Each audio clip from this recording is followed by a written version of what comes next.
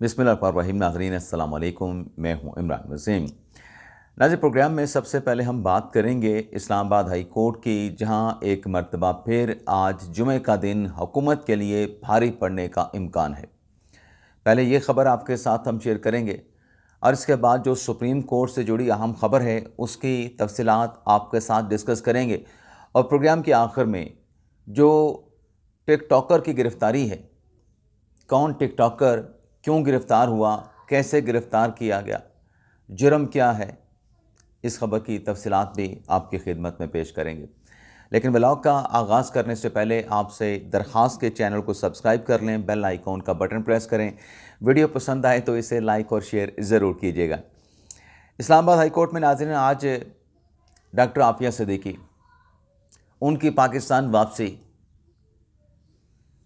की जो दरख्वास्त है उस पर इस्लामाबाद हाई कोर्ट के जस्टिस सरदार इजाज़ इसाक खान साहब जो हैं वो केस की समाअत करेंगे।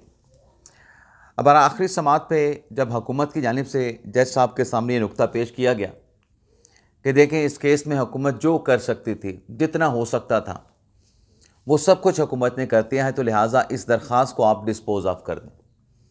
लेकिन जज साहब ने, सरदार इजाज़ इसाक खान साहब ने कहा कि देखें, नहीं, ये अब जो केस है ना आफिया सिद्दीकी का, ये हुकूमत के कहने पे वापस नहीं लिया जाएगा। और हुकूमत क्यों ये केस वापस लेना चाहती है, और एक ऐसे मौके पे जब ये केस तहरीक बन चुका है, तो जज साहब ये केस वापस देने के लिए तैयार नहीं, और हुकूमत ये केस वापस लेना चाह रही थी, इसको डिस्पोज ऑफ कराना चाह रही थी। तो देखते हैं आज की समाअत में जज साहब क्या हुक्म सादर फरमाते हैं, क्या रिमार्क्स उनके सामने आते हैं। इसके अलावा नाज़िर बानी तहरीक इंसाफ इमरान खान साहब के हवाले से इस्लामाबाद हाई कोर्ट से ख़बर ये है कि उनकी जो दरख्वास्त है 190 मिलियन पाउंड केस में कन्विक्शन के ख़िलाफ़, सज़ा के ख़िलाफ़, उसे हाई कोर्ट में 5 जून को समाअत के लिए मुकर्रर कर दिया गया है। यानी पहले तो कोई बातचीत थी, उस पर बैरिस्टर गौर साहब कह रहे थे कि 5 जून को ये केस लग रहा है, लेकिन अब कॉज लिस्ट में ये केस आ चुका है। 5 जून को इमरान खान, बुशरा बीबी साहबा की जो 190 मिलियन पाउंड केस में कन्विक्शन के ख़िलाफ़ जो सस्पेंशन की एप्लीकेशन है, उसके ऊपर उन्होंने दलाइल देने हैं वकील सलमान सदर साहब ने। और जो बेंच बना है उसमें जैसे सरफराज डोगर साहब हैं और जस्टिस मोहम्मद आसिफ साहब हैं। और इसमें अहम बात नाज़रीन ये है कि पीटीआई की तरफ से ये दावा किया जा रहा है कि इमरान खान साहब रिहा हो जाएंगे। 5 को उम्मीद है कि खान साहब को जो है वो रिहाई मिल जाएगी, लेकिन कैसे? सवाल ये पैदा होता है कि कैसे मिलेगी। अभी तो ये अपील, इससे पहले जब पहली समाअत हुई थी, इस सस्पेंशन की एप्लीकेशन के ऊपर एतराज़ात थे, वो एतराज़ात रिमूव हुए थे। अब ये रिमूव होने के बाद सस्पेंशन एप्लीकेशन की पहली समाअत है। दूसरी तरफ की साइड को तो अभी नोटिस हुआ ही नहीं। दूसरी आज अगर सुन के, मतलब 5 जून को सुन के अगर अदालत इस बात पे नतीजे पे पहुंचती है कि हमने रिस्पोंडेंट साइड को नोटिस जारी करना है, तो फिर हुकूमत को, नैब को उस वक्त नोटिस जारी किया जाएगा 5 जून को। यकतरफा तौर पे फैसला सस्पेंड तो नहीं होगा, लेकिन बहरहाल उम्मीदें हैं शायद कोई अनहोनी हो जाए, शायद बगैर नोटिस के भी रिहा कर दें। तो ये 5 जून को मुकदमा समाअत के लिए मुकर्रर कर दिया गया है। अब नाज़रीन आ जाते हैं जो सुप्रीम कोर्ट से जुड़ी अहम खबर है, जो हमने कहा था कि ये ख़दशा है, वो नाज़रीन ख़दशा दुरुस्त साबित हुआ।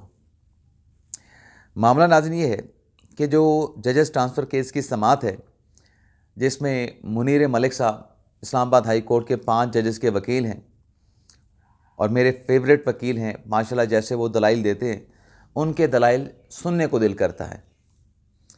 तो वो बीमार थे, अल्लाह ताला उनको सेहत दे। उनकी जगह पे सलाहुद्दीन साहब पेश हुए, बैरिस्टर सलाहुद्दीन।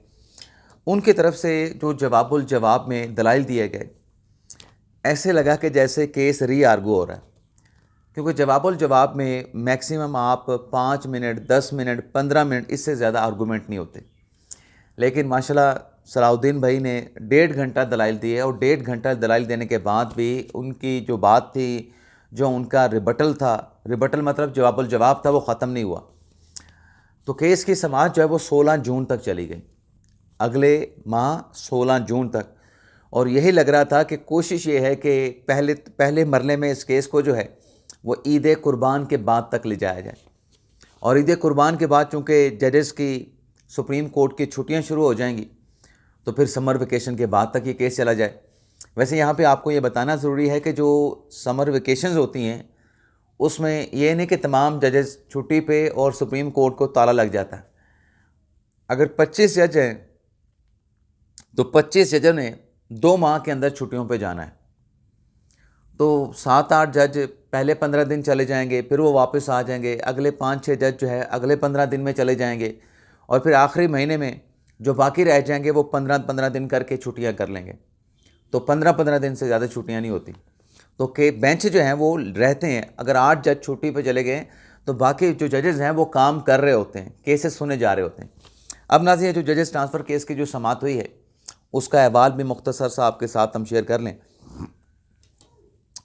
सलाहुद्दीन साहब ने कहा कि जज का जो ट्रांसफ़र है आर्टिकल 200 के तहत वो मुस्तकिल हो नहीं सकता। सलाहुद्दीन भाई ने कहा कि जज का ट्रांसफ़र आर्जी होगा और आर्टिकल 200 जो है वो मुस्तकिल ट्रांसफ़र की बात नहीं करता। मुस्तकिल जो है, अगर किसी वैकेंसी के ऊपर जज की तैनाती होनी है तो वो आर्टिकल 200 के तहत होनी है, आर्टिकल 175A के तहत होनी है। और माजी में ऐसी कोई मिसाल नहीं कि आर्टिकल 200 के तहत किसी जज का मुस्तकिल जो है वो ट्रांसफ़र किया जाए। अभी सल्लू भाई की बात अपनी जगह पे, लेकिन आर्टिकल 200 के तहत तो जजेस की शफलिंग होती है, एक जज को दूसरी हाई कोर्ट में लेके जाना, अपॉइंटमेंट नहीं होती। आर्टिकल 175A के तहत वो शख्स जज लगता है जो ऑलरेडी जज नहीं होता, मासवाए अगर उसका ताल्लुक मातहत अदलिया से नहीं है। और आर्टिकल 200 के तहत जो ट्रांसफ़र होता है वो ऑलरेडी जो जज होता है उसका ट्रांसफ़र होता है, जो जज बन चुका होता है। फिर सलाहुद्दीन साहब ने कहा कि देखें, इसमें जो मुशावरत है जजेस की ट्रांसफ़र के हवाले से वो बामानी होनी चाहिए। मालूमात जो है इस केस में छुपाई गई हैं। जस्टिस मोहम्मद अली मदद साहब ने भी यही बात की कि देखें, इस केस में जो ट्रांसफ़र के मीनिंग है वो और हैं और जो अपॉइंटमेंट के मीनिंग है वो और हैं, दोनों के मानी अलग अलग हैं। मालूमात छुपाने की बात पे जस्टिस मोहम्मद अली मदद ने कहा कि देखें, हमारे सामने जो सवाल है ना वो एक आईनी और कानूनी नुक्ता है। ये जो आप आर्टिकल 200 के तहत बात कर रहे हैं कि एग्जीक्यूटिव का सारा अख्तियार है, इसमें सेफ्टी वॉल्स मौजूद हैं। एक तो जज की कंसेंट जिसको ट्रांसफ़र करना है, और फिर इसमें 3 चीफ जस्टिस इन्वॉल्व होते हैं। 3 चीफ जस्टिस साहबान के साथ मुशावरत की जाती है, बातचीत की जाती है, फिर ये जज जो है वो ट्रांसफ़र होते हैं। फिर सलाहुद्दीन भाई ने कहा कि ये गलत बताया गया कि इस्लामाबाद हाई कोर्ट में एक जज पंजाब से है। इस वक्त उन्होंने कहा कि जब ये समरी मूव हो रही थी उस वक्त 3 जज पंजाब के थे। तो ये कहना कि जो तनासब है पंजाब का वो कम है, उसको पूरा करने के लिए डोगर साहब को लाया गया है, तो ये गलत इन्फॉर्मेशन जो है वो समरी में दे के ये ट्रांसफ़र हासिल किया गया। और फिर उन्होंने कहा कि जो जस्टिस मोहम्मद आसिफ हैं उनकी तकर्री को 20 दिन हुए थे कि उनका ट्रांसफ़र जो है इस्लामाबाद हाई कोर्ट में कर दिया गया। अब सवाल उन्हें यह कहा कि उनके मुस्तकिल होने का जब 1 साल उनकी मियाद को पूरा हो जाएगा तो उनकी कारकर्दगी बलूचिस्तान हाई कोर्ट की देखी जाएगी या फिर इस्लामाबाद हाई कोर्ट की देखी जाएगी। सलाहुद्दीन साहब ने कहा कि अटॉर्नी जनरल का कहना था कि इस्लामाबाद हाई कोर्ट की कारकर्दगी देखी जाएगी, लेकिन उन्होंने एक मफरूज़ा अदालत के सामने रखा। अब मफरूज़ों के ऊपर केस नहीं चलेगा, बात फैक्चुअल ग्राउंड पे चलेगा। अब ये बात अटॉर्नी जनरल का कहना कि चूँकि 20 दिन के बाद उनका ट्रांसफ़र इस्लामाबाद हाई कोर्ट में आया है तो लामहला तौर पे उनकी जो कारकर्दगी है इस्लामाबाद हाई कोर्ट की देख के इस्लामाबाद हाई कोर्ट के जुडिशल कमीशन का इजलास बुला के उनकी कन्फर्मेशन का फ़ैसला होगा। लेकिन सलाहुद्दीन भाई ये कह रहे थे कि अगर 11वें महीने ये ट्रांसफ़र होता तो 1 साल के बाद कन्फर्मेशन होती है, तो फिर उनकी कारकर्दगी के बिना पे कौन सा जुडिशल कमीशन उन्हें परमानेंट करने का फ़ैसला करेगा। जब 11 महीने तक वो बलूचिस्तान में हैं, उसके बाद वो आ जाते हैं 1 माह के लिए इस्लामाबाद हाई कोर्ट में, तो फिर कौन जायज़ा लेगा। अब ये मफरूज़े वाला सवाल है, इसका कोई जवाब बनता नहीं।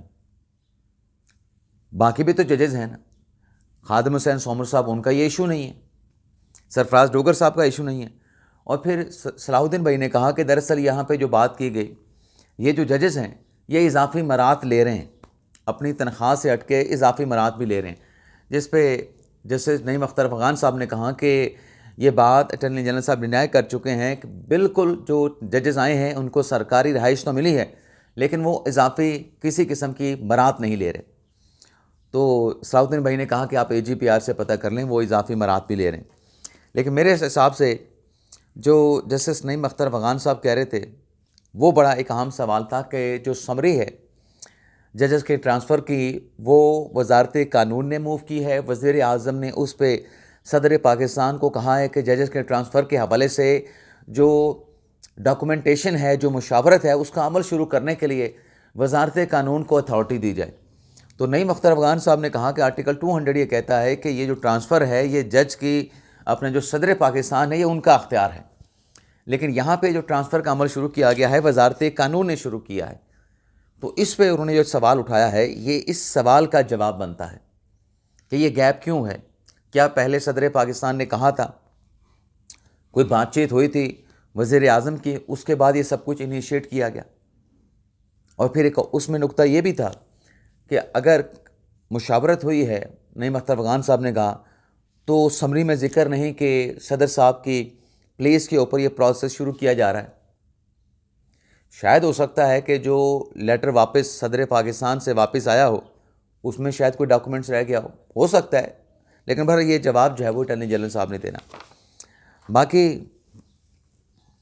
मखसूस नशिस्तों के केस में एक अहम बात की फैसल सिद्दीकी साहब ने, उसमें ने कहा कि किसी अमरीकी जज के फ़ैसले का उन्होंने हवाला दिया। उन्होंने कहा जी अमरीकी जज ने अपने फ़ैसले में कहा कि जो कुछ कहा गया है, अमरीकी जज ने एक फ़ैसले पे कहा कि जो कुछ इस फ़ैसले में लिखा और कहा गया है वो अहमकाना है, वो स्टूपिडिटी है, लेकिन वो गैर आइनी नहीं है। इस पर नाज़रीन जस्टिस मुस्तरद हिलाली ने उनसे सवाल पूछा था कि ये जो आप बात कर रहे हैं अमरीकी जज के, अमरीकी अदालत के फ़ैसले का हवाला दे के कि अमरीकी जज ने कहा कि ये स्टूपिडिटी है, अहमकाना है, ये आप किसके बारे में बात कर रहे हैं? ये जो 12 जुलाई को 13 जजेस ने फ़ैसला दिया है उसके अक्सरियती जजेस को कह रहे हैं कि उन्होंने अहमकाना काम किया है, या फिर मिनॉरिटी जजेस को कह रहे हैं? तो ये एक नुक्ता कल की समाअत के बाद रह गया था, तो मैंने कहा ये भी आपके साथ शेयर कर लूँ। अब आ जाते हैं टिकटॉकर की गिरफ़्तारी की खबर पे। तो ख़बर नाज़रीन ये है कि शाहम शहज़ादी हैं, इनको मुल्तान से जो national cyber crime investigation agency है उनकी तरफ से गिरफ़्तार किया गया है। और इनकी गिरफ़्तारी टिकटॉक पे नाजेबा गुफ्तगू, गालियाँ देने, शर्मनाक ज़ुबान का इस्तेमाल करने पे इनको जो है वो गिरफ़्तार किया गया है। तो ये नाज़रीन हमारा आज का वीडियो लॉग। आपसे इजाज़त चाहते हैं। अल्लाह ताला हम सब का हामी नासिर, अपनी दुआओं में याद रखिएगा।